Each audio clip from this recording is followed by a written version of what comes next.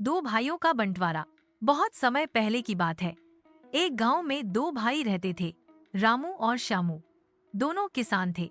उनके माता पिता नहीं रहे थे और जो जमीन और घर बचा था वह दोनों मिलकर संभालते थे। रामू बड़ा भाई था और मेहनती भी।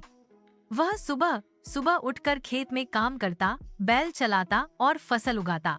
श्यामू छोटा भाई था। शुरू में तो वह भी मेहनत करता था, लेकिन धीरे धीरे आलसी होता गया। उसे केवल मौज मस्ती पसंद थी। कुछ साल तक सब ठीक चला, लेकिन एक दिन श्यामू ने कहा, भैया, हमें जमीन और घर का बंटवारा कर लेना चाहिए।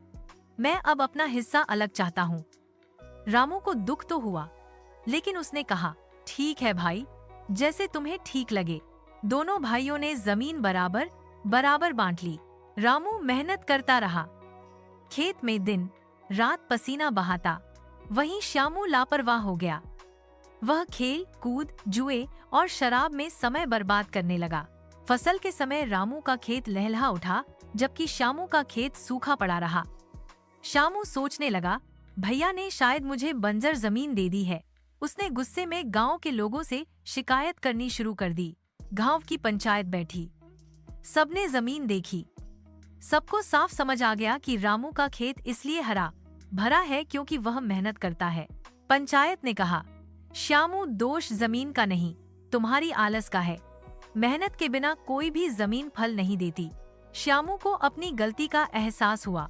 उसे शर्मिंदगी हुई कि उसने अपने ही भाई पर गलत इल्जाम लगाया। श्यामू ने भाई से माफी मांगी और कहा, भैया, अब मैं भी मेहनत करूंगा, मुझे माफ कर दो।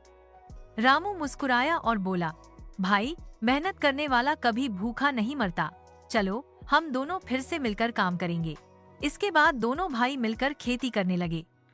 धीरे धीरे श्यामू ने भी मेहनत करना सीख लिया और दोनों भाइयों का जीवन सुख शांति से बीतने लगा।